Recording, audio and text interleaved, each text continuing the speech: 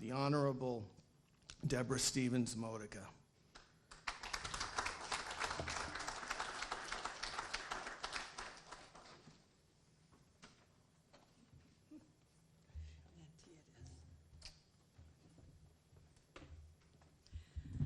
Well, I guess we all know what the words Renaissance woman means now, right?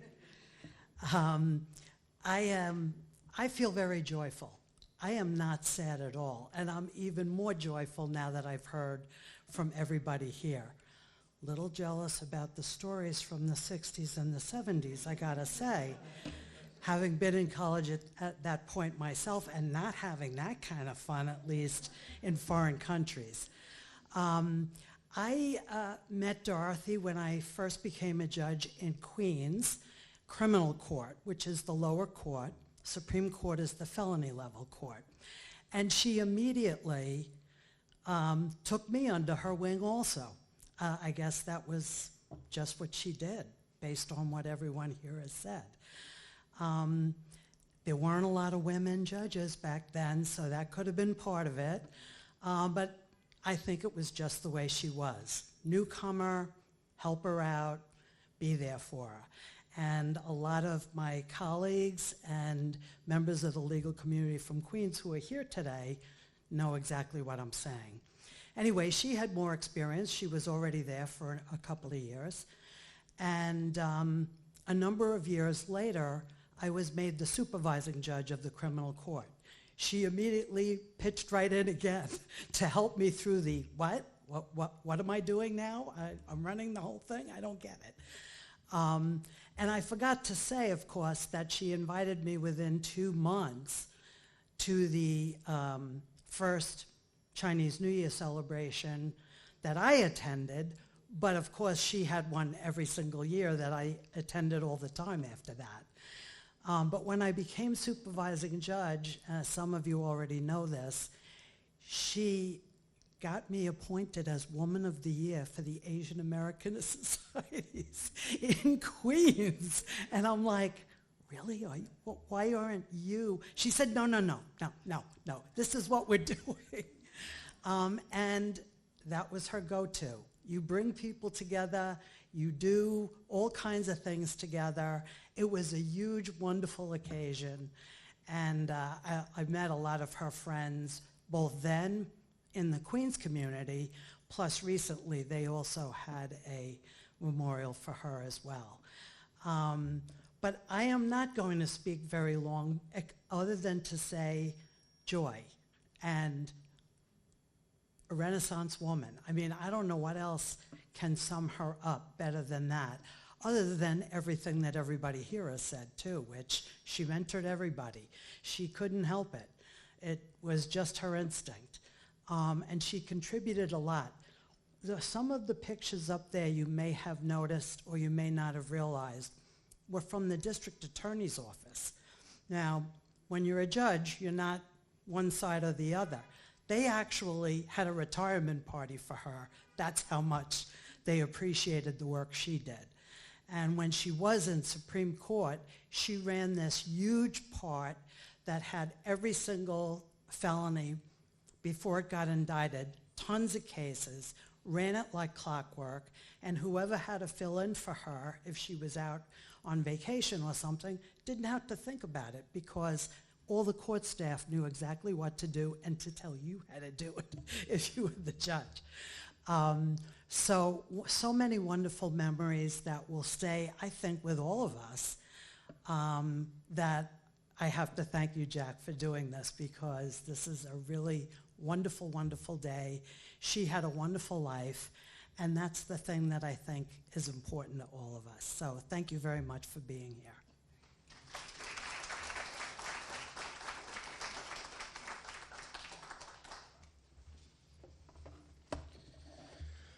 I was going to play a videotape of Dorothy to kick things off, but I think that we're out of time. Yeah?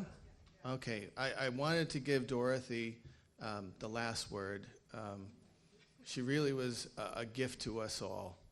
And this is Dorothy, I think, talking about her experiences and and many of you probably haven't seen this. So let's roll it. Enough out of me. Let's hear from Dorothy.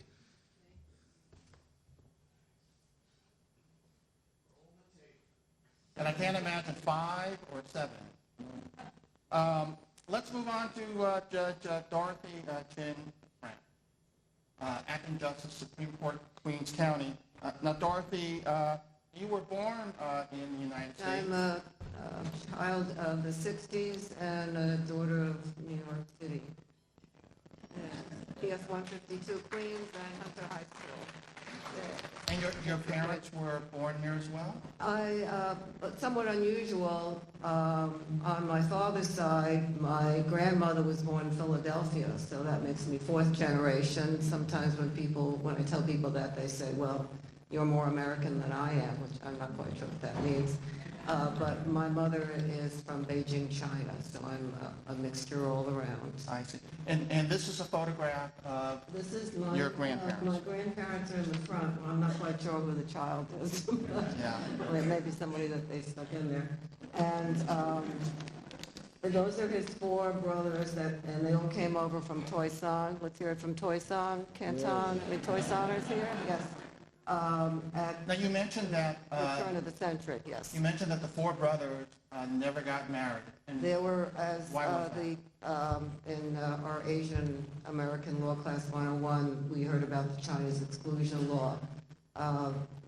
There also were very few women who came over because men came over as laborers. The women who came over were considered prostitutes, but there were men who came over more than women.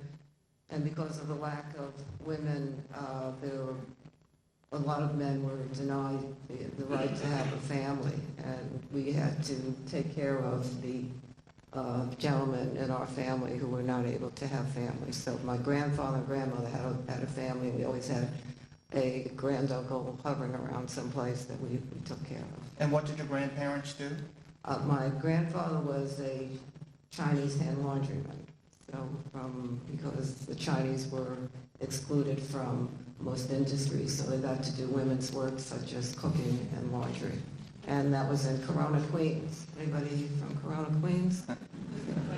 All right, so here's the next slide, and these are your parents. These are my parents. This is in China, in Beijing. They both graduated from medical school. They learned Western medicine. There was a Johns Hopkins affiliated class. The reason my father went to Columbia College where he got a bachelor's degree, but because of discriminatory practices, he couldn't get into medical school here, so he went to school in China, which was it was Western medicine that the Americans had granted the Chinese schools, so they had the same curriculum as Johns Hopkins. And later he opened up a medical office. He opened a medical office in New York, Chinatown.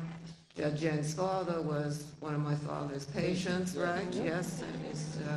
And I believe Judge Chin's father and my father probably were members of the Chin Family Association. I'm sure. So that's Chinese geography here. Now, so these are your parents, and notwithstanding That's my father who, after his medical degree, he served in the U.S. Army, something like, what's that TV show with the Koreans? MASH. MASH, yeah, but except this was in World War II. He's on leave. That's my grandmother. That's a scene of Corona when it was a little more backwater. And you can't read the sign on the right, but it says laundry. So there they are. And your father was a captain? He went in a lieutenant, came out a captain. And then he came back from the war, and 9 months later I appeared on the scene. So I'm a real post-war baby, or aging baby boomer, I think is what they call us now. Now this was interesting. Your mom was actually the first Chinese My woman. grandmother, my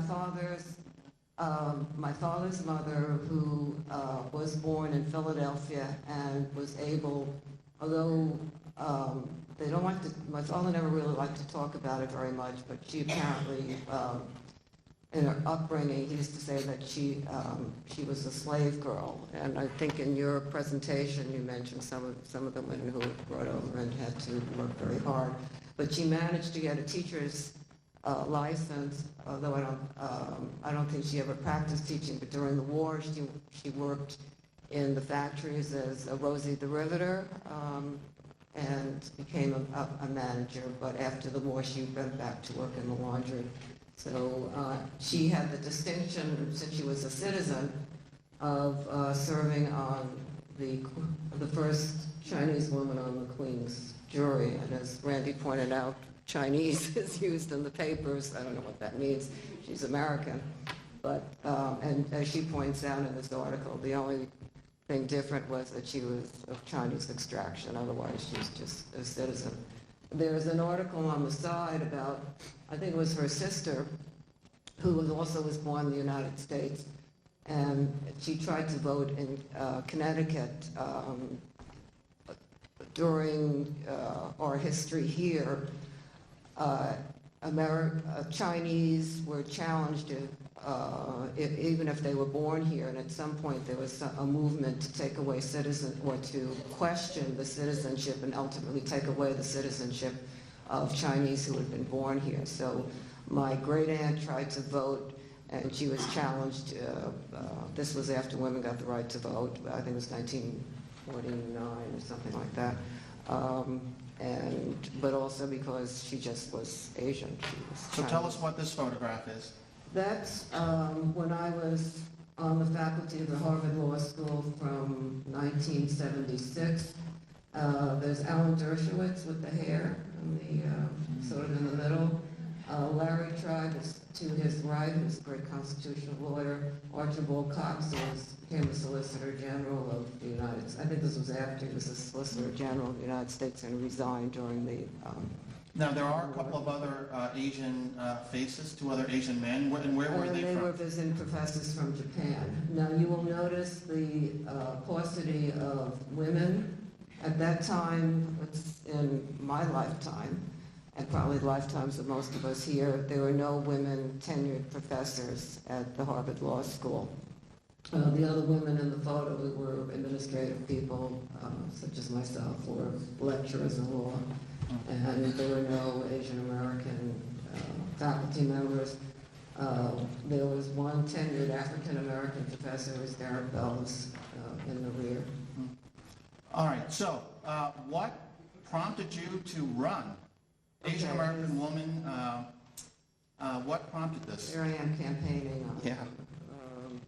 And this is when Peter and I won the primary election. Okay, I had a career in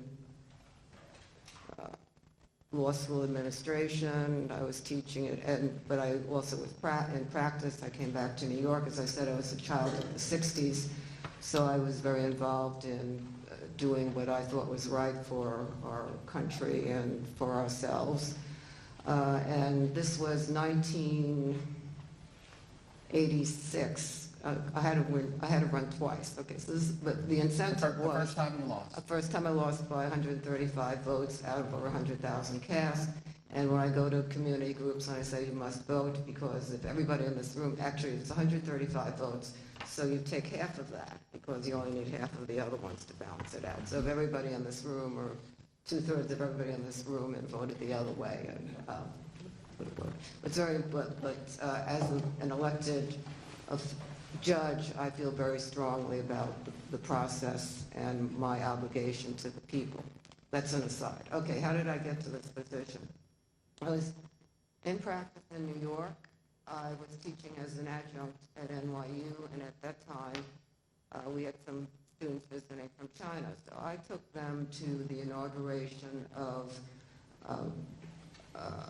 at that time, we had one borough, the borough president, who later became our mayor, Dinkins. And there were 3 Chinese people sitting to my left. I was here, and my husband, who, as you can tell from the last of my 3 names, was a great guy, but no fault of his own, he's not Asian American. And on his side was an older gentleman, and the 2 of them were conversing. Okay, so when we got home, Kevin told me that the fellow sitting on his other side told him, and he obviously didn't know that we were married, that you shouldn't be speaking to those Orientals, you know, the students from China and myself, because you can't trust them. Okay,